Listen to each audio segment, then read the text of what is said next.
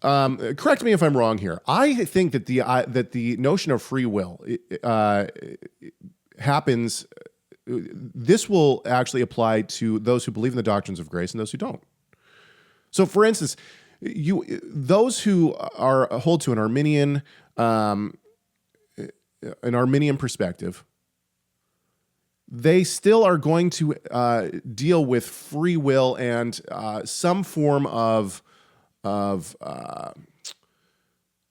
sin nature. Goodness. Yeah, well, sin nature. Yeah, because even the Armenians, the people who hold to Armenian theology that I know are going to say, no, sin has affected mankind. They're still going to say that sin has affected mankind. Now, there is going to be a belief that God has given everyone enough grace to bring us up to a zeroed out level, right? So that we can choose one way or the other. Okay, fair enough. But there is still the doctrine of the fall of man, and that man has a sin nature. Arminians believe in a sin nature. That's all there is to it, and that the sin nature has affected mankind. So anyway, let's go with the comment, and we'll see. I just want to make sure that when I'm okay. Yes, I'm sorry, everyone in the chat room. I saw that Rob was frozen. My bad. Okay. So I don't. This is what Amando Bravado says. I don't particularly care for the papacy at this point in my life, but I see a contradiction in Rob's argument. Free will is not partial. You either have it or you don't. The very act of taking your thoughts captive is preceded by thought itself. And it's very clear that God expects humans to use human reasoning to choose life instead of death. This was true even after the fall of Adam and Eve. And before the fall, both Adam and Eve used their free will to disobey God. So clearly, it wasn't the fruit of the knowledge of good and evil that corrupted thought. Rob would then be saying that the giant flaw in the human heart existed before the fall. And if one is to say that it was the serpent's temptation, then where did the capacity to believe the false premise of the serpent come from? Because Eve had total freedom to reject the serpent's temptation as well. It can come only from free will, which God granted in humans fully ever since the beginning. Free will is not a flaw; it's neutral. It's good in so far as God meant it that way in His creation. It's only out of flawed or incomplete knowledge that humans act in a flawed way. Adam and Eve had sufficient knowledge to be responsible not to eat the one type of fruit. The very notion of an unbeliever in whom the Holy Spirit does not preside yet. Starting to believe in exercising free will and autonomy, willfully responding to the reality of the offer of grace from God. Now, I responded to this. I'm going to let Rob take over here in just a second. I want to make sure that Rob is, man, why do you keep freezing? Sorry. Okay. I'm going to keep an eye on it. Don't worry. I'm going to let Rob respond to this. However, I will give you my response. What I said was,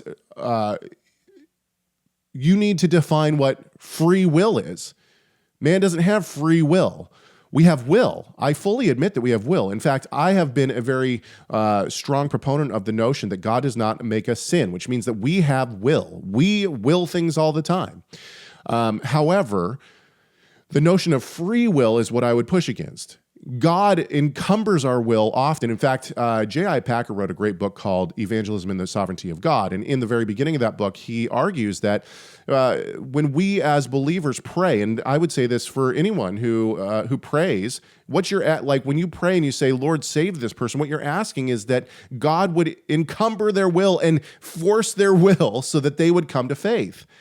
So that's not free will. That's manipulated will, or that's will that is steered in a direction. And I think that J.I. Packer's right in that. Okay, Rob, I'm going to let you take over, and then we'll come back to the comments and what this person says.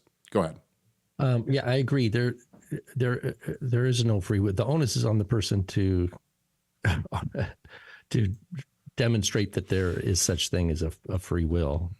So I don't believe there is a free will. So I agree that it's not partial, but it's more than that. It just doesn't, it doesn't exist.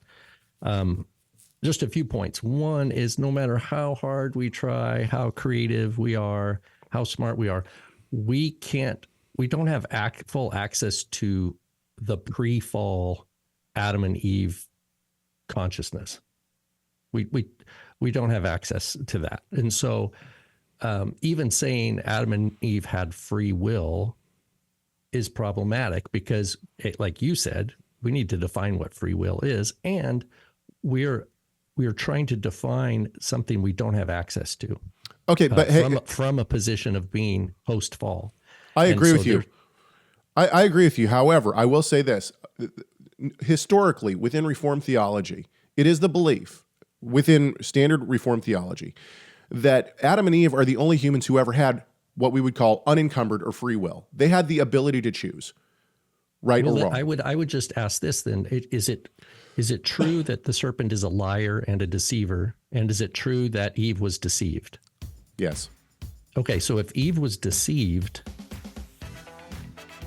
I don't know that I know how to square that with saying she just chose something different.